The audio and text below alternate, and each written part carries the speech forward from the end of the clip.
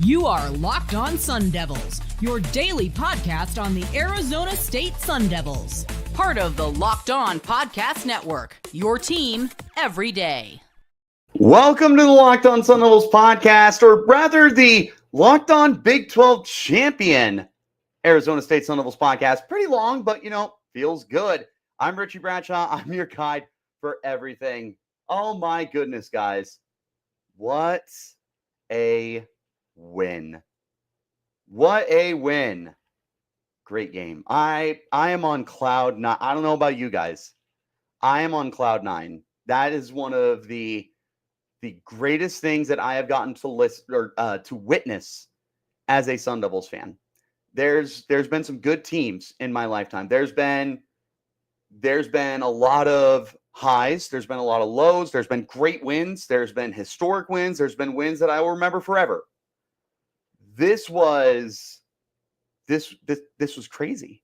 I mean, I talked about it this week that this was one of those games that goes down as one of the most important in program history. And the reason why, obviously, was it was a conference title game. It was your first year in the conference. It was your first winning season after the NCAA sanctions that came down from the previous regime. It was the second year of Kenny Dillingham. It was activating the Valley. It was overcoming being picked dead last in the Big 12 media poll. It was the fact that you had a chance to go to the college football playoff on the line, something that ASU has never been able to do for. Contend for a national championship for the first time in 10 years, going back to 2014, but they were shorted out of the playoff. They didn't even get in back then. So, I mean, you're looking back to 96 when they went to the 97 Rose Bowl? I mean, this was an opportunity that ASU has not received in a very long time. And they seized it. They seized the moment, and it wasn't a win. It was a domination of Iowa State. Their fourth ranked win of the year in dominant fashion. This is something that ASU fans should wear as pride for the remainder of the year. Like, no matter how the season ends, if they lose in the first round of the playoff or they just don't get a playoff win, whatever happens, this was more than any of us could have ever asked for. And it is something that we need to celebrate. And I mean seriously celebrate. Celebrate so much that I have a little happy juice for myself. So hopefully it's happy hour for Sun Devil fans. I've got my little happy juice here. Let's celebrate. Here is to Kenny Dillingham. Here's to Cam Scadaboo. And here's to Sam Levitt and the defense and an activated Valley for a Sun Devils team that should be very proud of where they are. So here's to all of you. Feels good. Feels good. We're going to be here a minute, too. I don't know how long. It might just be a normal 30-minute. Who knows? Maybe we're going to be here for an hour. There is no curfew for this. I can't play music. I would love to have a game on in the background, but I don't know if I would get in trouble for having a game on in the background, all that copyright stuff and everything. That's another reason why I can't play music. If it were up to me, we'd be listening to Dreams and Nightmares by Meek Mill right now. We'd also get some Celebration by Kool and the Gang in there. All I Do Is Win from DJ Khaled and all the other guys. I'd have all sorts of stuff that we'd be bumping right now. So we are the champions from Queen. Hey, Look, Ma, I Made It from Panic at the Disco. Like, there's a whole vibe playlist that we could be listening to right now. And we deserve every single song.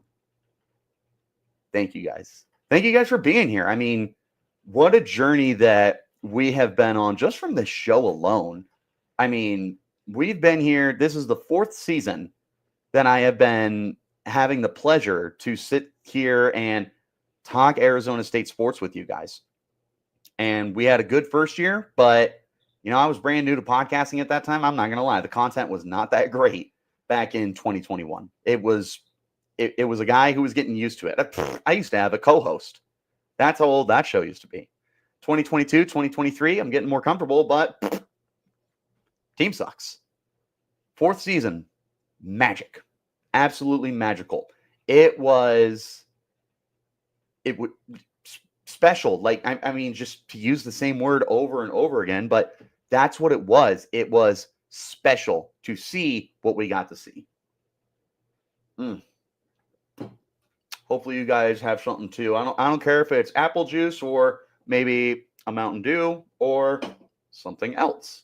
Whatever you have, celebrate together. All right, let's check some comments. You guys are popping off right now. Timberwolf 99 or 95. Thanks for coming back in. See you all the time. Let's go. Addison M. Thanks for tuning in, Addison. Let's go, boys. Absolutely insane beating. It was that. It was an insane beating. No one saw that coming. Like, my prediction on the show, I said 28-27, close game. The craziest prediction I made was Cam Scadaboo, 200 rushing yards, 3 touchdowns. He got 200 total yards, so I'm taking that as a win. Personally, I'm put that on my score sheet, wherever it is, and he got the hat trick, like I said he would. But I didn't think it was going to be a 45-10 beatdown, or 45-19, I should say. Felt like 49-10. Congrats, you got 9 garbage time points to put makeup on a pig a little bit. That was a beatdown. Scott, what's going on? Good to see you in here again. If there was a Cloud 10, I'd be on it. We punish them state. Yes, sir. We punish them. And unfortunately, I had no quarrels with Iowa State. I didn't see any really mean Iowa State fans. Maybe they just didn't find me for all I know, but I didn't have any quarrels with Iowa State. The only reason I hated you was because we played you. And guess what? Game's over. Iowa State's cool again. I like Matty Campbell. I like the team they've got there. But yeah, sorry you got in the way. That's the only way I can explain it. You got in the way and we moved you. Get out of the way. We have some stuff to talk about. What a day. Historic win. Full of memories. Great day to be a Sun Devil. It's always a great day to be a Sun Devil, but it's an even better day to be a Sun Devil right now. Diane Bradshaw, Grandma Bradshaw is in the chat. Activate the Valley Sun Devils. You've got this. We dominated them. To finishing last. A job on them. That's to me, that's the best part about all of this. Of everything that we can celebrate is we were picked last. Do you know how hilarious that is? I want that on billboards in the Valley. I want the people who've got the deep pockets, the people who are big-time boosters of Arizona State. I want to go down to Tempe tomorrow, and I want to see some billboard that references being picked last. I want to see billboards that talk about ASU being the Big 12 champions. Valley's activated, and I know you guys can do it. So let's do it. Can we go in on one? Can we get a Locked On Sun Devils billboard? How cool would that be? That would be hilarious. You're just driving down through downtown Phoenix. You just see my face on there. Just something real goofy. And it's like, oh, dude, what a weirdo. What's he doing? Locked On Sun Devils. What a weirdo. No, we do need to celebrate around the Valley, though. Like, in all seriousness, I do want billboards out there. I want people promoting how amazing this season was. Show the world. Show the world. Let them know that we care. I'll tell you what. Arizona sports, when you're good, man, these fans, they are as loyal as they come. There are diehard fans out here in the desert when you are good. They go to war for you. Arizona Cardinals on S side. That's my boy, Donnie Druin. What's going up? We are definitely turning up here, my friend. Penn Freestone, what's going on? Let's go. Yeah, you know it, baby. Let's go. Dream Shatter by Big Pun. Fear Testament Gaming, I know who you are. That is my brother-in-law. It's a good vibe right now. All the cool people are in here. All the cool people, all my regulars. We're having a good time right now, and it's going to get better. Share the link, by the way. Not even for me, for everyone else. This is our little party place. If we want to get 2,000 people in here and everyone wants to talk to each other, cool by me. But yeah, share the link. Get everyone in here. Let's have a big old shebang. Have a good time. Just talk trash about all the other teams like Boise State and South Carolina. Dude, South Carolina, for no reason, on one of my posts, I think it was a short that I had cut. And it was from me talking about the rankings and the SEC bias and everything. And this South Carolina fan comes out of nowhere and they go, South Carolina's a top 10 team in the nation right now, and we would boat race ASU. First of all, no, you would not. As someone that is a big fan of South Carolina, and I look and you've got arguably the freshman of the year on defense and the freshman of the year on offense with defensive end Dylan Stewart and quarterback Lenore Sellers. Like, they are great football players, and that is a great football team that has beat great teams this year. You're looking at ASU like they're inferior competition. Like, are you Mississippi State? Like, you're SEC, you think that you can boat race anyone? No, ASU's beating you. I'm doubling down on that. And quite frankly, if you think that they can beat us next time, get in the playoff. We'll find out for ourselves. But hating outside the club, good for you. I don't know what else is going on in Columbia for the South Carolina fans. Again, I love you. I cheer for you guys as often as I can. But if you're going to come at the king, you better kill him. There's a crown on my head that says Big 12 champions. I don't see a crown on your head that says 5th place SEC. I do see this big fat L, though. Sorry, South Carolina. Sorry. That's all I got. Sorry. Let's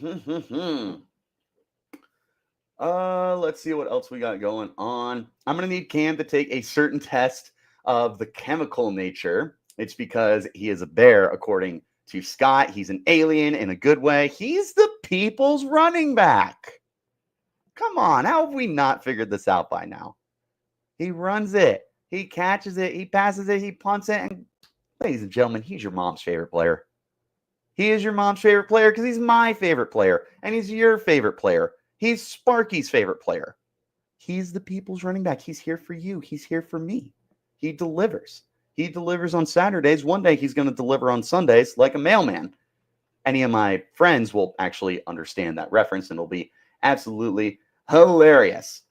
Zandis Hoover, what is going on? Can't not give us the 4 after that performance. Showed how even without Tyson, we still have a top offense. There is no reason ASU should not be the number 4 seed in the upcoming college football playoff. So I literally just dropped the podcast right about an hour ago. If you haven't checked it out, go check it out after the live. Stick around here and vibe with me. We're going to have a great time. This was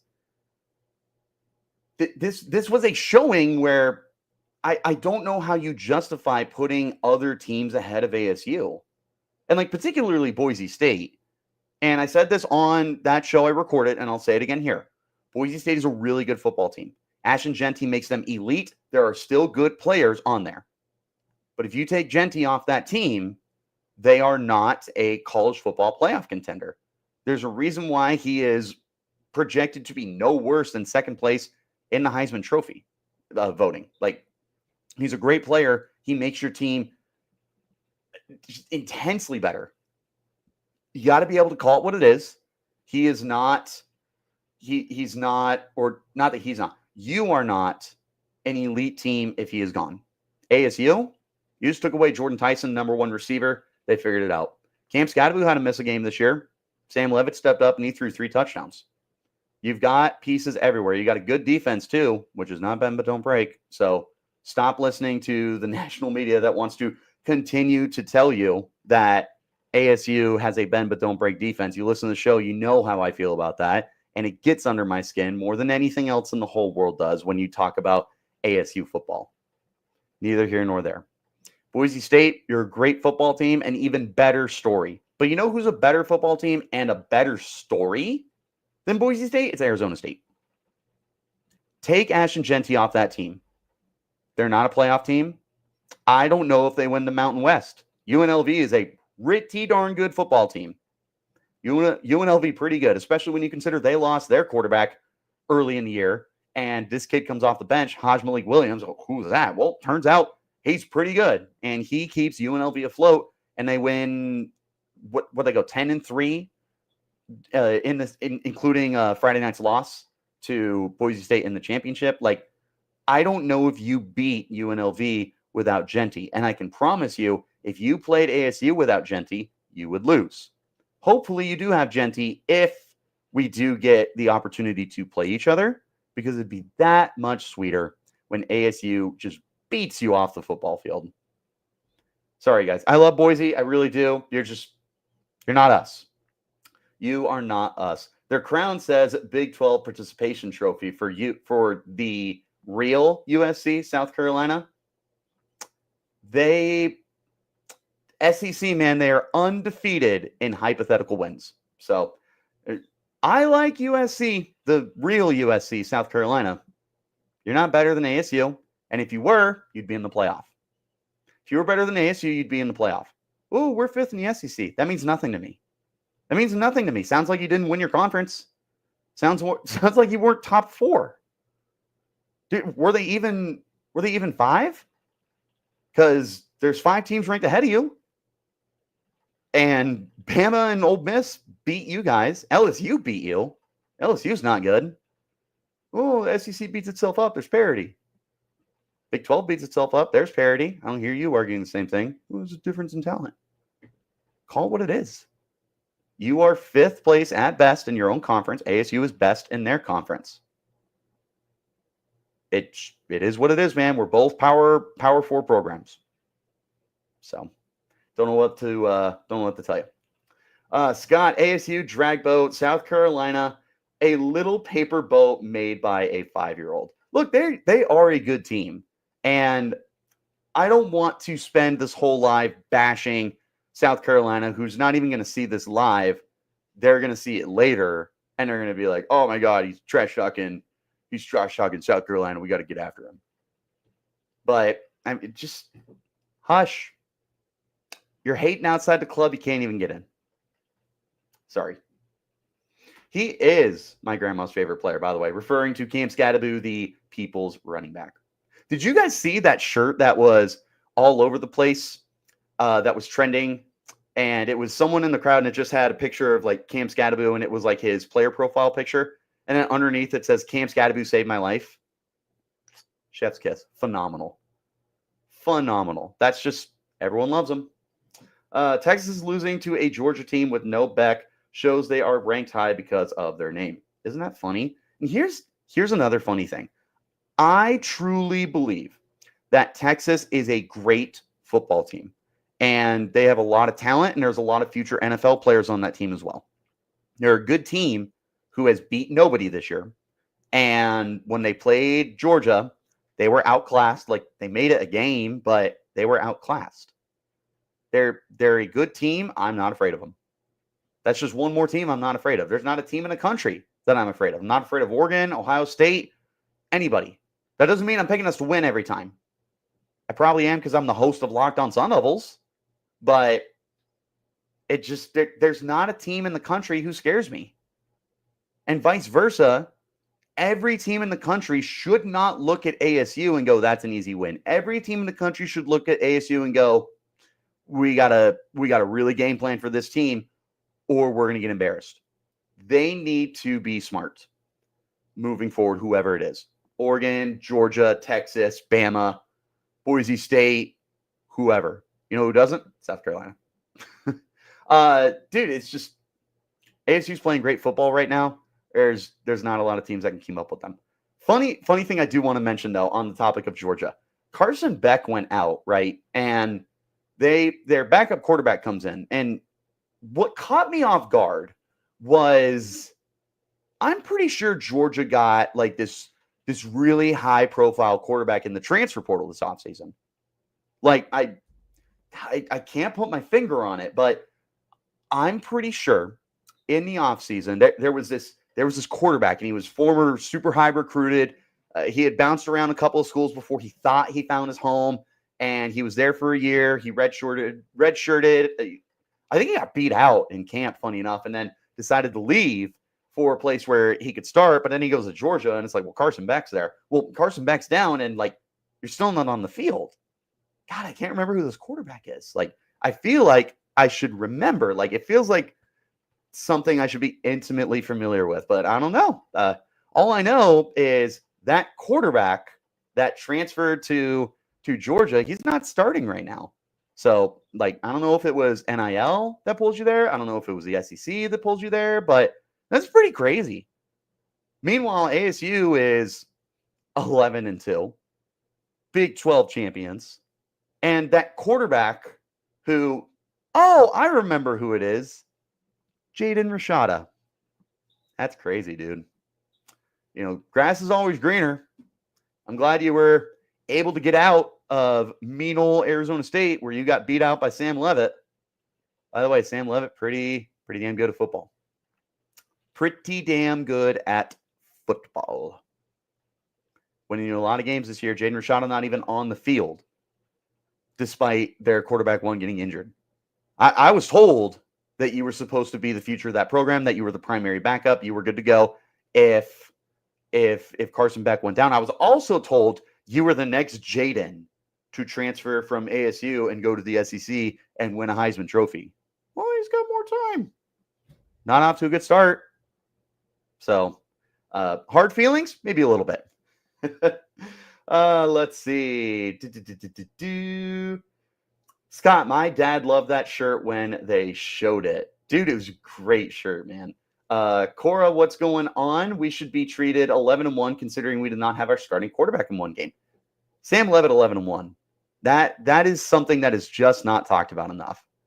And I don't like the hypothetical game of like, oh, you beat Cincinnati with Sam Leavitt on the field, because that's not necessarily true, because ASU was still struggling to kick field goals in that game and they got behind early on. So I don't know for sure if that ASU does win the football game against Cincinnati. The one thing I do know is it is a different football game. The other thing I know is that the 12 games he's suited up for, he's only lost one. Pretty good. Pretty darn good. Don Druin asks, as of now, who would be your least ideal matchup in college football? Again, dude, I truly don't have anybody that I'm afraid of. I would tell you the only thing that would concern me would be going to a cold environment. So, like, I trashed Penn State the other day, and I promised Donnie I wasn't going to trash them in this one. I promised. I got to keep my word, unfortunately, even though I would love to. Penn State, super cold in Pennsylvania. Notre Dame and Indiana gets pretty cold up there. Those are difficult places for ASU to go to. It's just not weather that they are equipped to be competing in.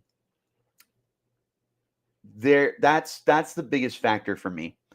You also have like dynamic home field advantage you have to worry about. So I was actually on the Walter Cronkite's Blaze Radio 2 days ago with my buddy Devin Henderson. Shout out Devin.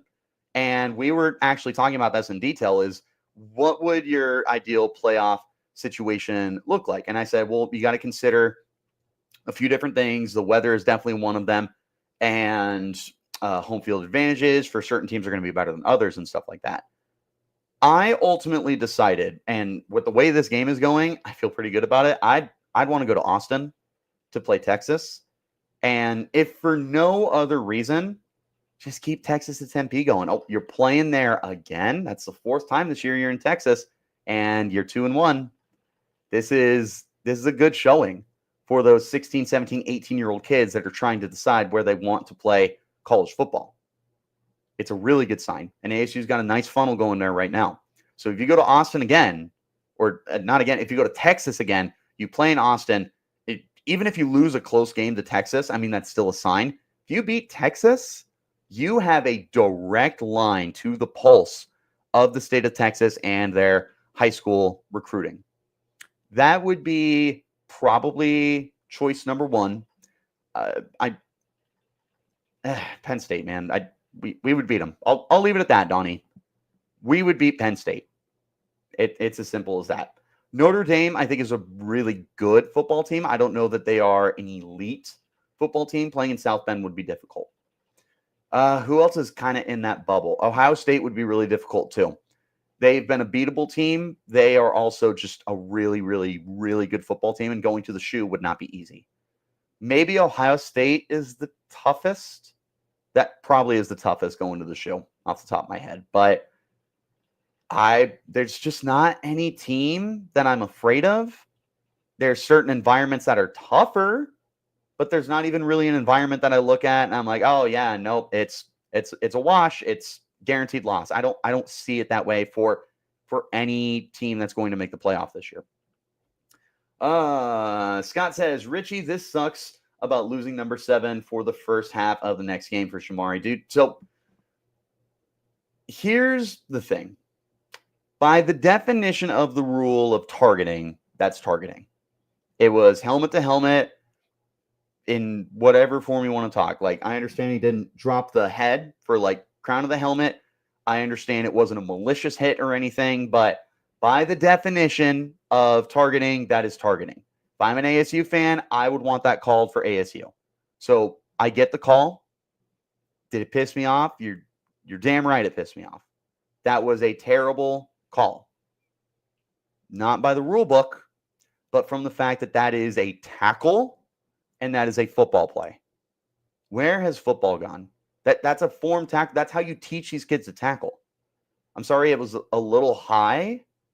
Like, it's not a dirty hit. The whole idea of targeting is to get rid of dirty hits. That wasn't a dirty hit. He popped him.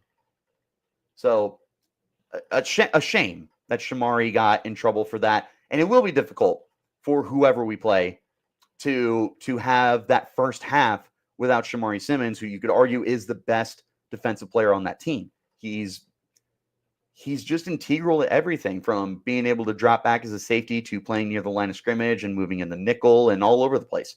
He is so important to this team. And it's a huge bummer that you're missing him for any time next week, but to miss him for an entire half, that's the part that just really, really kills me. What else is going on? Kevin Hicks. Kevin, what's going on? Richie is the top troll in the fandom.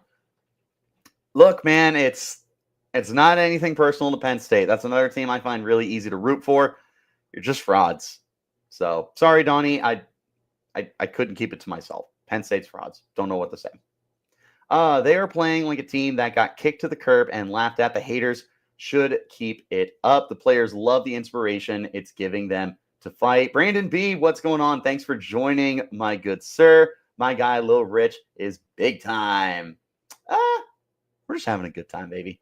So for that comment about getting kicked to the curb and laughed at, that was, I think I included that on the description of this video. It might have been something else, but you can't say that ASU didn't listen or didn't care about the outside noise.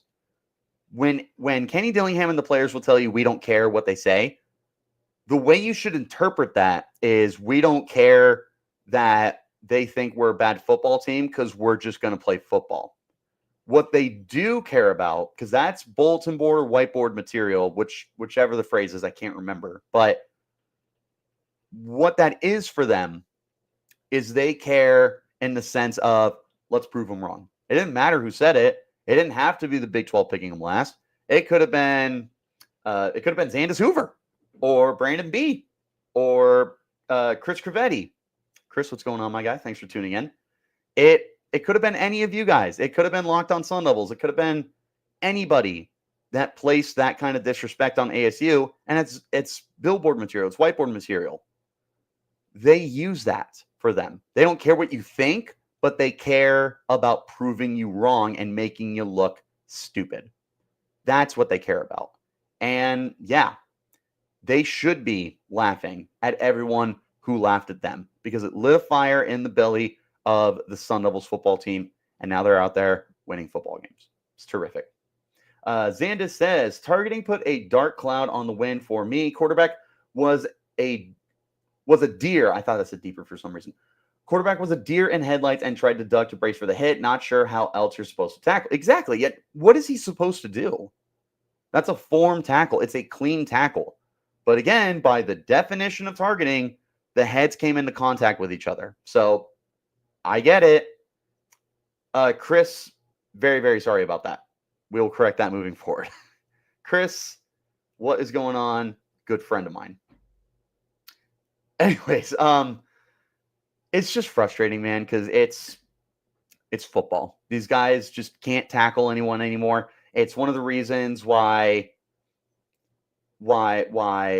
it's so much more difficult to play defense than it ever has been before. You can't do anything. You can't hit them high, you can't hit them low, you can't barely touch them, and it's especially worse in the NFL. All the roughing the passer stuff, like, oh, he dropped his weight on him. He tackled him? That's what you're telling me. He tackled him. It's the weight drop thing is whatever. But it's frustrating. And it's worse when it happens to your team, and it's worse when it happens to a guy like Shamari Simmons. Simmons is a great individual. He's a great football player. I mean, you saw how upset he was on the sidelines, just disappointed and like in disbelief. And the rest of us are sitting there too. Like, God, I don't know what to do. So it was a bummer. Let's see. Cora, we should be 4 seed hands down. Also, why is it that the SEC gets such preference? To me, it's about narratives, and it's about the fact that the SEC has better football teams. And they have better, not quality of players, talent when it comes to the players. And everyone in the South cares about their football, and it's really easy for them to build up their empire and money and everything like that. So it's pushing the narratives, getting as many SEC teams in there as you can. You also have big brand names.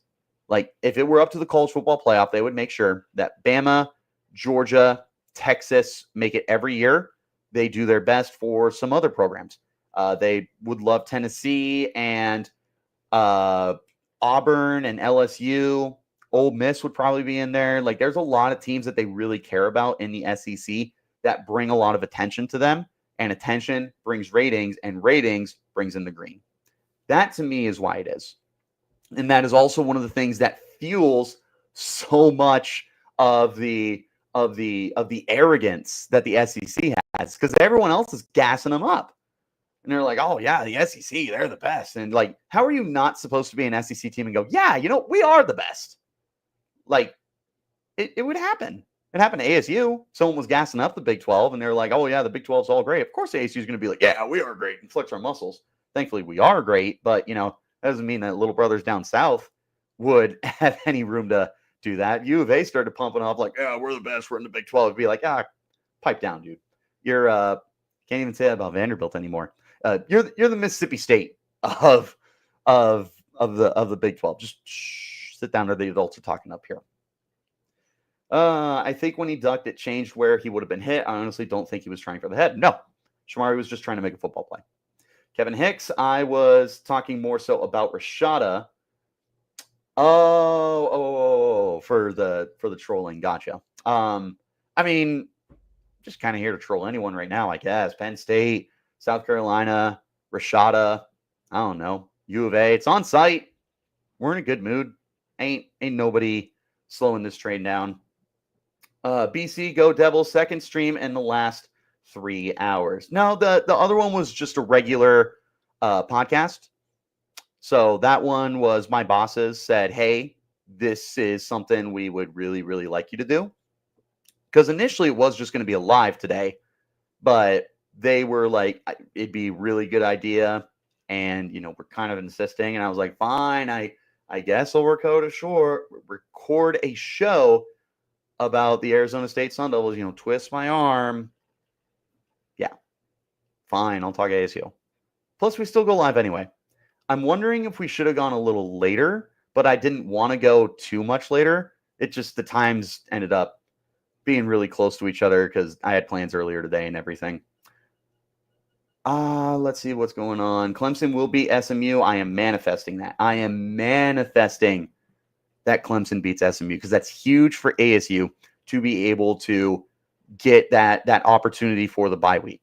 Because if the playoff committee decides not to back off of their stance that Boise State deserves the bye week because they're ranked ahead and everything like that, well, then you're kind of hoping that SMU loses because there's no world where Clemson should hop over ASU for this college football ranking. In fact, I'm going to pull it up. College football playoff ranking. So I can't remember where Clemson is as they enter tonight. They're number 17. So Iowa State was still ranked ahead of them too. So if Clemson hops ASU, there is a huge problem that needs to be taken a look at. That'd be a big deal. So we need Clemson to win. And that, I would tell you at that point, is like a 90% guarantee you're going to get a bye week. But again, you got to worry about narratives. Because what would the college football playoff prefer? Would they rather have ASU get a bye week or Clemson get a bye week? Well, one of those teams has some national championships recently. The other team only recently became good. It's all about whatever they can push to generate the TV ratings. So if that means that we're going to keep ASU out of the top 4 simply because they're not one of the 4 teams that's going to make us the most money, that's on them. That sucks. That's on them. It's not on ASU at that point. Nothing you can do. So hopefully that will not be the case. Let's see. Scadaboo for New York City. There's no reason he shouldn't end up in New York City at this point in time. It's baffling to me that there is this much debate as to whether or not Scadaboo is even a Heisman candidate. I don't understand it. I just don't get it. Like, look at everything he's done this year. So now he has played 12 games because he missed the game against UCF. So he has essentially played a full season now. 2,000 scrimmage yards, 23 touchdowns. He has the second most scrimmage yards in the country behind Genty, who had another game to play. But I also understand that Genty was pulled from some games. He has more scrimmage yards than any other running back in the country not named Ashton Genty. He also has 23 touchdowns, and I don't know if there's any other player besides Ashton Genty who has more than 23 touchdowns this year. 23? 22. 22. So he had 19 coming in today, had 3 more. 22 touchdowns. And he does it as a runner, as a pass catcher. He's winning football games for ASU, and he's generating headlines. Everyone's paying attention to the people's running back. Still trying to get that trending. Hopefully we're going to pick up some steam here. Be pretty cool. So it's just frustrating that Scadaboo is not getting the love he deserves. And the only thing I can think of is because he missed a game. Because, yeah, if he didn't miss a game, based off of his averages this year, he's probably around 2,200 scrimmage yards. He probably breaks ASU's single-season rushing yards record. He has close to 25 touchdowns at this point. Your Heisman finalists this year should be, in whatever order you want to put them, Ashton Genty, Travis Hunter, and Cam Scadaboo. Those should be your top 3 finalists. I don't want to see a quarterback up there. There's been good quarterbacks this year. There has not been elite quarterbacks this year. Shedeur Sanders, awesome. Cam Ward, awesome. They are not Heisman Trophy winners. It's not close. It is absolutely 3 players who don't play quarterback. And we need to be happier about that more than anything. The discourse is everyone's at each other's throats. Oh, it should be Genty. He's putting up historic numbers. Oh, it's Travis Hunter. He plays both sides of the football. And like everyone is like malicious about it. I can't remember the last time a Heisman candidacy was this toxic to have that debate over. They both deserve it. I've said before, I would give my vote to Ashton Genty if I had one. But if Hunter wins and he's the odds-on betting favorite to win, I'm not going to be mad. He's phenomenal. And I hate the argument of like, he's mid at 2 positions. No, he's not. He's not mid at 2 positions. He's a very, very good receiver, and he's a very, very good corner. It's like sure, maybe if he commits to one side of the football full time, he's maybe the best. But, I mean, he's still top 10 receiver. And, I mean, yeah, why wouldn't he be top 10 receiver in the country? 1,100 yards, 15 touchdowns. Top 10 corner in the country, I'd debate that for sure. 4 interceptions for a guy that no one wants to throw at. They both deserve it. So instead of going after each other, I really feel like this just needs to be the year that like we come together and it's like, thank God it's not a quarterback. Because it's been a quarterback award. We should be happy. What else is going on? Just making the college football playoff would be huge for recruiting. Imagine if they win a game. And that's what I'm saying. Like, the recruiting for ASU has already been trending up, but now you look at this year, and you won 11 games and you won a conference championship your first year in the conference, your second year under Kenny Dillingham, and a year removed from consecutive 3-win seasons. The trend has never been higher for Arizona State with their recruiting. It's only going to get better, especially if you do go into the playoff and get a win. I mentioned earlier this week, I don't see why you can't get 2 wins. I don't see why you can't get into the playoff, get a win in the opening round, and then find a way to the Fiesta Bowl or the Rose Bowl, however those pan out, and try and force yourself into a home game and win another game there. It's entirely possible that ASU can make a little bit of a run in the playoff. And it's the playoff. Anything can happen. It's not always about being the best football team. If it was about being the best football team, then a couple of years ago, it would have been Michigan, Georgia, and not Georgia and TCU. Yeah, Georgia whooped TCU's butt, but TCU wasn't supposed to be there. But guess what? They got hot at the right time with a good football team. ASU could do the same thing. Why can't they? What is stopping ASU? Themselves. That's it. There's nobody in the country that scares them. Everyone in the country should be paying attention to them. It's still a very talented football team. They're playing hotter than anybody in the country right now. Certainly one of the hottest teams, period. I don't know who would be on a hotter streak, unless you obviously include like Oregon, like, oh, they've won 12 straight. Yeah, party pooper. Of course they have. It's just a really good formula that ASU has going on for right now to just become definitively better and better and better and better and better. Everything is lining up right now for the Sun Devils. The recruiting is going to get there. It's only going to get better and better and better and better and better. What's crazy, how the commentators kept talking about Rocco, even though he played but maybe said one good thing about Sam all day compared to calling him out on the 2 or 3 times he missed the throw. And you know what's funny? I was too busy screaming at my TV in excitement that I didn't notice. But that's something that I don't miss about watching football games, because most of the time I get to be like in the press box, and humble brag, and I'm just not used to listening to commentators anymore. Like the Cam Scadaboo thing, like the head shake, people would text me like, why does he do that? And I'm like, I have no idea what you're talking about. Like, I can't see that up in the booth, and I never see him on a TV. So I had no idea that was a thing. So I just am so used to tuning out any commentating. So if they're ripping Sam, then that's on them, dude. Sam is one of the 10 best quarterbacks in college football right now. Over the last 6 games, 16 touchdowns, only 1 interception. Who else in college football is doing that? No one. In a down year for quarterback play, sure. I get it. There's still great quarterbacks out there, and Sam Leavitt is one of them. So shame on them if they truly were bashing Sam, or even just being more critical than they should have been, because a 3-touchdown performance without Jordan Tyson is pretty impressive. They shut down the offense before the 4th quarter. He definitely deserves VIP. Rooting for Penn State over Oregon, right? Or it doesn't matter. It doesn't matter for us. It doesn't matter at all, because the loser of that game will be no worse than the 5 seed. I think Penn State came into this game at 3.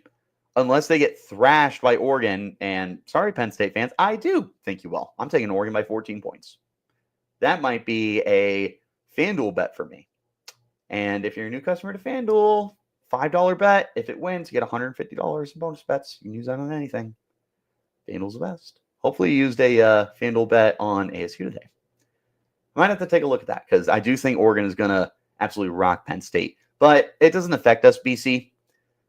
It does not matter if Oregon beats Penn State or if Penn State beats Oregon. Either one of those teams is going to be the 5 seed, 6 seed at worst. And ASU still has a chance to earn a bye week, but it doesn't matter that much. ASU is still probably the 12 seed, maybe the 11 seed. Depends on how everything else shakes out tonight. But at that point, it's kind of like a pick your poison. Like, if you are the 12 seed, you have to play the 5 seed. Would you rather play Oregon or Penn State? It's up to you. I would rather play Penn State, as I've been very vocal, but I'm not afraid of either team. Stephen Peralt, what is going on, Stephen? Go, Devils, go. What a season, and it ain't done yet, baby. What Kobe Bryant say? Job's not done. Job done? Job's not done. We got ways to go. This is just the beginning. A conference championship. Love it. We're going to celebrate that forever. We're not done. This team's not done. Do you think they're satisfied? No. They didn't go into the season and say, hey, if we win the Big 12 championship, that's it. We're done. Sounds like a great season. No. They went into this season and they said, we're going to take it week by week and we're going to go 1-0 every single week. And they stack those wins. And then the Big 12 championship comes up and they go, we're going to win this. And then they win it. You're going to see tomorrow how the playoff shakes out. I promise you, ASU doesn't care if they're number 1. They don't care if they're number 12. They just want to be in there and they want to prove the world wrong. So they're going to be in the college football playoff. That still feels insane to think about, man. ASU in the college football playoff. Crazy. Absolutely crazy. But Wright's not done. Wright is not done. It's just getting started for them. They won a national championship. And again, only thing stopping you is you. There's more talented teams than you out there for sure. Georgia, Ohio State, Oregon, they are more talented football teams than you. That doesn't mean they're going to beat you. It's any given Saturday. Some of these games are going to be on neutral site too. You get past the first round if you have to play. You could play the Rose Bowl or the Fiesta Bowl pretty close by. Or who knows, maybe you have to go to the Peach Bowl or the Sugar Bowl. And then after that, it's the Cotton Bowl and what's the last one of the old BCS bowls? The Orange Bowl? Yeah, the Orange Bowl. So sure, you may have to travel or you have closer games, but neutral sites are neutral sites. There's not a team in the country ASU should be afraid of right now. Just to continue to say that over and over and over again. Georgia, Texas in overtime. Really? Okay, I'm not going to lie. We might have to wrap this up so that I can hop on and take a look at that game. Interesting. College overtime rules are crazy, but they're the best. They are the best. And I love it. I love the 10 overtimes of just exchanging 2-point conversions. Oh, inject it into my veins like adrenaline, dude. The best. I love that cutesy little stuff. Class of 2011 Penn State is very bearable. That's the nicest thing that has been said about Penn State in this chat all night, BC. Shout out to you. Nick C, what's going on? Kenny will keep the Devils humble, honest, and hungry. That's another reason why these guys are so dialed in. Let's rewind to Texas Tech, and we're going to wrap it up here. Let's rewind to Texas Tech when ASU went into Lubbock, riding a 3-game winning streak, and they were feeling high. They were feeling confident that they could beat anyone. The media was getting ready to put them in the ranking. The fans were starting to get really energized. They go to Lubbock. They get beat. It wasn't a blowout, but, I mean, it was belt to ass for sure. They got beat. Penn State is beatable, not bearable. Same difference for me. Bearable, like, we could beat them. Beatable, yes, they are beatable. Same difference for me, BC. Don't worry, I knew exactly what you meant. But you lose in Lubbock to Texas Tech, and I said at the time, and it seems even more apparent now, that was a loss they needed. That was a humbling loss. That team, and they got to go to a bye week after that. They had to sit there with that loss. Long flight home from Lubbock, Texas to Tempe, and then they had a week to sit there, think about what happened, how they're going to be better from it, move forward. And if you want to do the hypothetical of if Sam Leavitt plays Cincinnati, do they win? Sure, we can do that in this example. Maybe you go undefeated the rest of the year. They went undefeated when Sam Leavitt was under center the rest of the year, for what that's worth. That was a game they needed to lose, in my opinion. And that was one of the bigger turning points of the season. So, yes, Devils are humble. They are hungry. They are honest. And that loss to Texas Tech was one of the biggest reasons that game mattered the most. And it was one of the reasons that ASU was able to have the mentality that they had. Right when everything was starting to go confident, they got humbled. And it was like, okay, nope, you know what? We got to slow down. We got to take a step back. We have to remember why we're winning. And there you go. Just about 50 minutes on live. Absolute blast. Chat was popping. We had a good conversation. Hopefully everybody has good vibes. If you are doing anything tonight, Please be safe. Get a Z-Biotic in you and make sure that you don't wake up feeling sick, wink, wink, the next day. It's a good time. Cactus Sports, they earlier this week bought their merchandise for the Big 12 championship stuff. I am going to find my way down to Cactus Sports either tomorrow or Monday to get myself one because I want one as soon as possible. I'm sure other places have them, but, shop local. Go to Cactus Sports. You can always order online too. Go to Cactus Sports. There's all sorts of great stuff out there right now. Get your merchandise. Celebrate. This is something to celebrate. This is huge. ASU deserves this. The fans deserve this. We deserve this. For everything that previous regimes have put us through, for all the highs and lows that we've gone through, and for the amount of times that we've been called the sleeping giant, we're awake, baby. This giant's up. This valley is activated. Things are only going to get better. We ain't no one-year wonder. We are not a one-year wonder. This is just the beginning of great things to come. Thanks for stopping by, guys, and shooting the stuff with me. Make sure wherever you're getting your shows, turn on notifications, all that good jazz. We will be back again tomorrow for another live. In fact, let's see what time that's going to be. The college football playoff, because we're going to be live right when that's going down. Playoff final ranking show. Let's see, Sunday, December 8th. Can I get a time? And then we will make some plans to meet up. 12 to 4 p.m. Eastern. So what is that, 10 a.m.? They're really making a 4-hour event? I do not remember that. Okay. We will shoot for, if it's going to be done at 4 p.m. Eastern, it'll be 2 p.m. local time. Let's shoot for 3 o'clock and play it by ear. As long as that ends up being the time. I don't want to start the live in the middle of it, especially if it's a 4-hour event. I don't know when they're going to announce us. So we're going to wait till it's over. We're going to come on, have a reaction together. Hopefully we'll celebrate. If not, we will throw some eggs at the NCAA building. But we'll get through it together no matter what. Great win for the Sun Devils today. Great win all around for the Valley. Celebrate, be safe, be smart, have a good time. I'll see you guys tomorrow for another live, and hopefully the Sun Devils getting a top 4 seed in the college football playoff. Till I see you next time, you guys keep it locked right here on Locked On.